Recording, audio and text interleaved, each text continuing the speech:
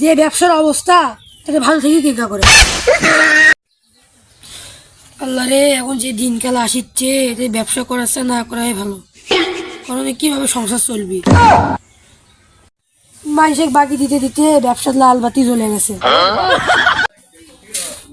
ডিমের যে দাম, ভালো টাকা যদি ডিম বিক্রি করতে পারি ভালো ব্যবসা হইবে আর সংসারও ভালো চলবে।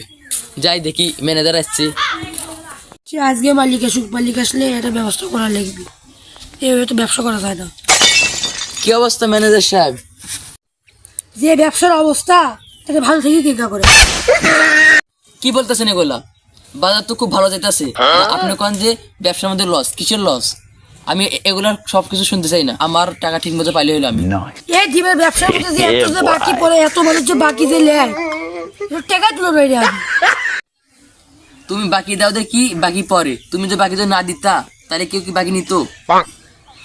এই বাকি স্যার ব্যবসা বিক্রি করে বেশি আসে বাকি স্যার।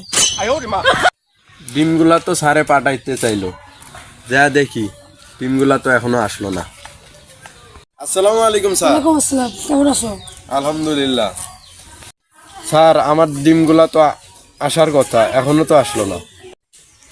ইস রে, আবার ফাঁস করে দিল রে। তাহলে এই ব্যাপার, আমি তোমাকে ঠিক ঠিক ডিম দেই আর ওরা তোমাকে ঠিক মতো টাকা দেয়, আর তুমি ওই টাকা তুমি নিজেই খাও, আমাকে আর দাও না নাকি? এরকম করে কতদিন চলবেন? দেখলেন তো একদিন না একদিন ধরা পড়লেন। আমি একটা কথা বলি শুনেন, আপনাকে কাজ দিয়ে আমার অনেক লস হয়েছে, বাস আপনি আর কালকে থেকে আসবেন না। আপনাকে আমি আগে ভালো ভাবছিলাম, আর আপনি মানুষের টাকা মারি খান আমি আগে জানতাম না।